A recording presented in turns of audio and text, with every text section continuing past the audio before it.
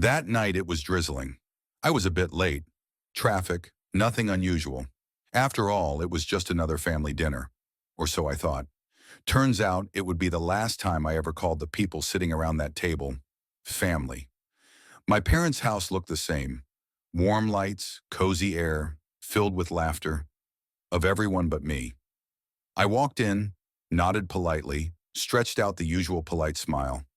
Paul, my identical twin brother, who's everything I'm not, was pouring wine.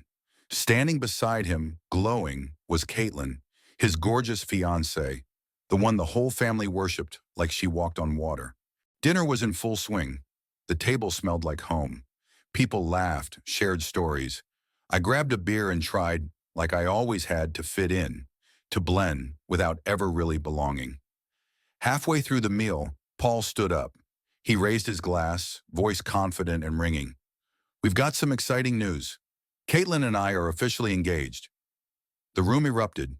Cheers, applause, hugs. My mother wiped away happy tears. Dad clapped Paul on the back, eyes shining with pride. I smiled too, genuinely. I was happy for Paul. He's still my brother, right?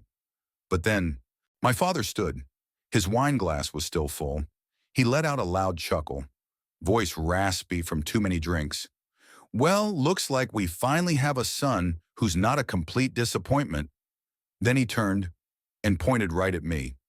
"Unlike this sorry excuse, who couldn't even keep his wife." The room fell silent. I did too.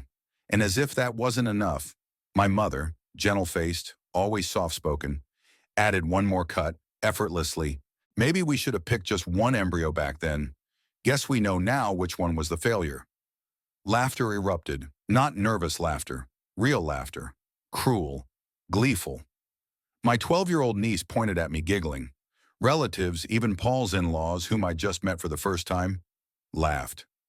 And Paul? He said nothing, just stood there, watching me, that smug glint in his eye. I'll never forget it. I didn't say a word. I just sat there and counted 15 seconds in my head.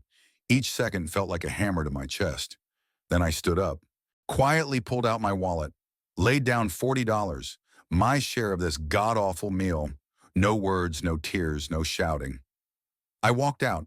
Behind me, the people I once called family, laughing at me one last time. Ahead of me, freedom. Though at the time, I had no idea what that would even look like. I walked out of that dinner in silence. But inside my head, a storm had just erupted. I don't remember where I drove.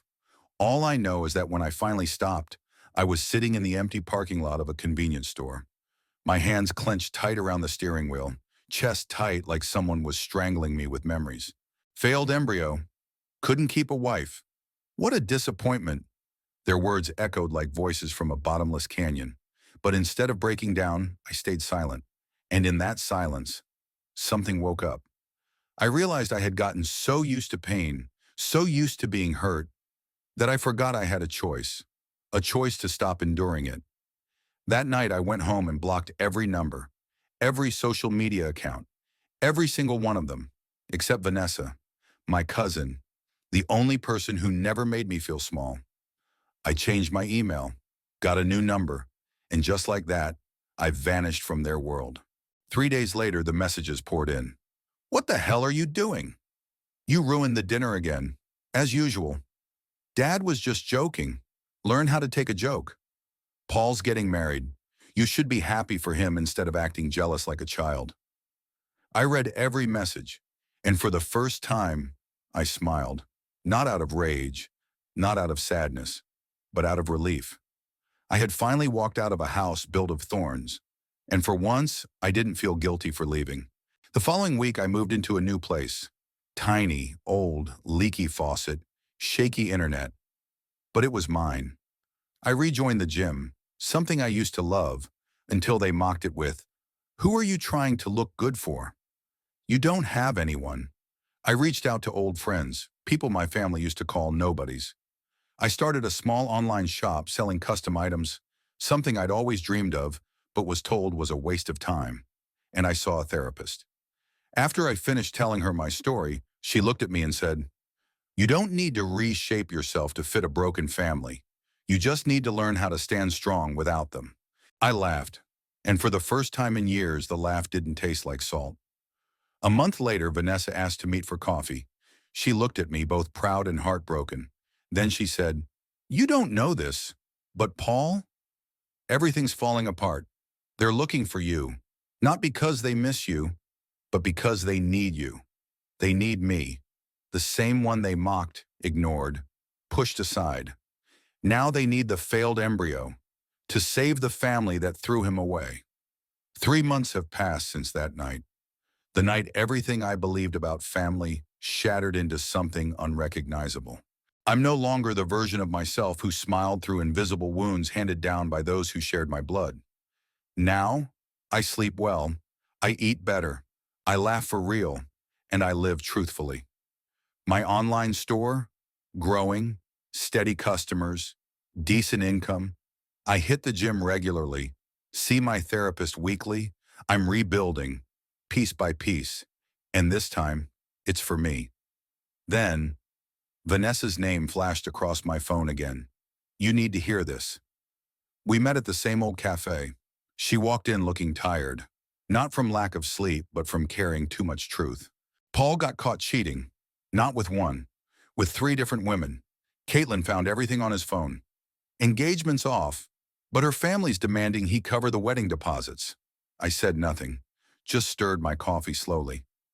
Vanessa shook her head, eyes dark with disbelief. "Your dad lost his biggest client, half the business revenue gone overnight.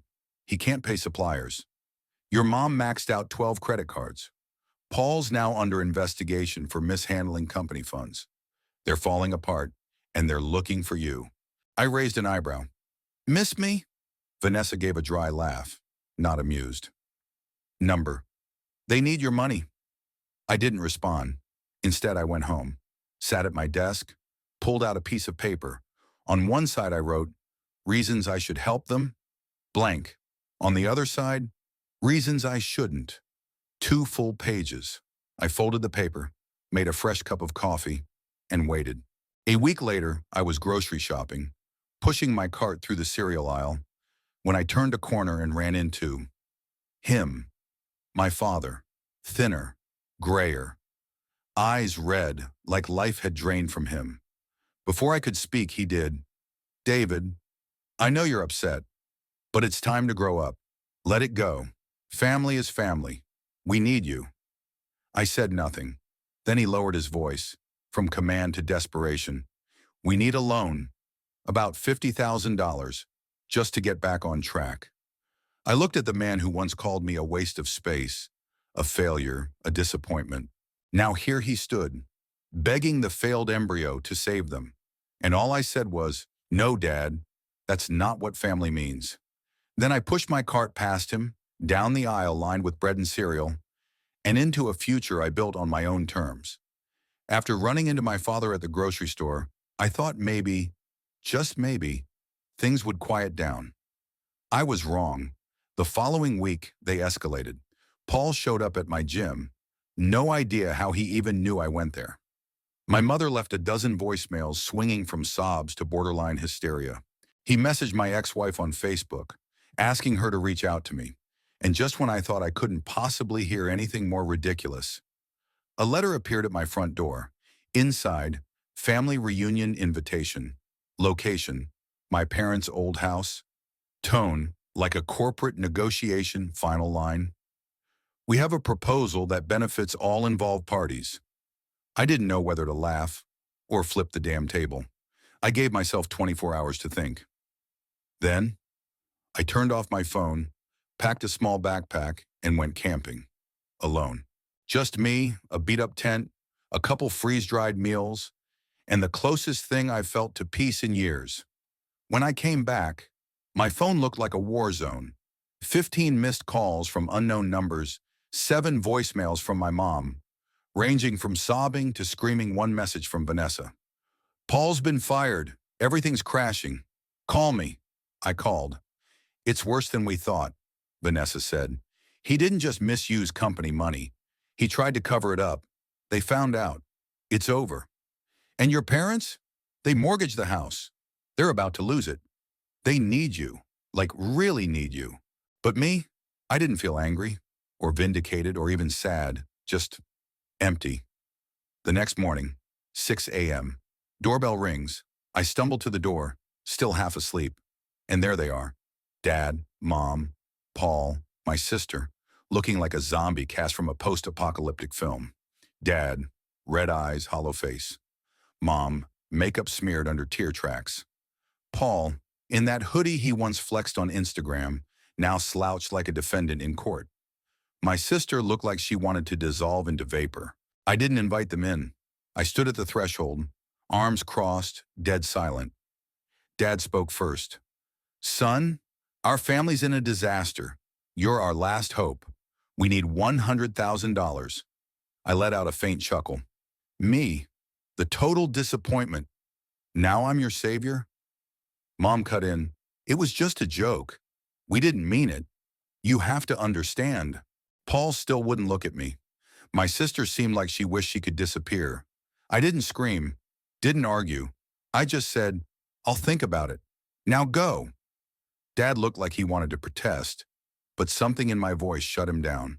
So they left, quietly, leaving me alone, with a decision that would change everything. I gave them a chance, not because I was soft, but because I wanted to see, was there any real remorse? Or were they just mourning the loss of their personal ATM? I invited my father, alone. He showed up wearing a smile like he'd just hit the lottery. I sat down. Direct, no fluff. Here are the conditions. A formal written apology from everyone at that dinner. 6 months of family therapy. Mom needs treatment for her spending addiction. Paul takes full legal accountability without dragging anyone else down. I'll help restructure the debt, but I'm not handing over a single dollar. His face changed in real time. Confusion, anger, defeat. He quietly stood up, didn't say a word, and walked out. 2 days later, Vanessa sent me a screenshot. Mom had posted a lengthy Facebook status, a poetic, dramatic piece about ungrateful children who forget their roots, written like she was the sole survivor of World War III. I skimmed it, didn't blink. Then, something unexpected happened. My sister called. First time since the dinner from hell. She was crying. You were right. It's all toxic. The kids are starting to copy how Mom and Dad act. I'm sorry for not standing up for you. It was the first genuine apology I'd ever received from anyone in my family. I invited her and the kids over for dinner. We talked for hours. She shared how her marriage was unraveling, how she felt suffocated playing the stable one her whole life. We made a plan. I helped her put down a deposit on a new apartment, helped her husband rewrite his resume. She started therapy, and for the first time, she set boundaries. I didn't feel alone anymore. The next week, I got an email from Paul, not an apology, just a CV, with a single-line message. Can you put in a good word for me where you work? I didn't respond. Then, 6 a.m. The doorbell rings. I open it. Same face I've known all my life. Dad. But this time, no acting, no speeches, just old eyes, worn face, exhaustion carved into every wrinkle. And he says, I'm sorry, truly. For the first time, a real apology, no excuses, no, but you also. He admitted the favoritism, the blindness, how he pinned Paul's failures on me, how he dismissed everything I'd endured. You might not help us with money, but can you help this family heal? I looked him in the eye. We'll start with therapy. No shortcuts, no bargaining. And he nodded. Right now, I'm sitting in my tiny apartment, at a wooden table with one wobbly leg. It's not perfect, but it's mine. If my family ever walks back into my life, they'll do it on my terms. No more Ian's the disappointment. No more, we were just joking. I'm not Paul's faded shadow. I'm me, and I'm damn proud of that. If you followed this story all the way here, maybe you saw a piece of yourself in me. Maybe you're still in the early chapters of your own journey. But trust me on this. There is nothing more powerful than someone who's been broken and learns how to stand up on their own. If this story meant something to you, please share it Hit that subscribe button and drop a comment below so I know you're walking this path with me. Thank you so much for listening to my story.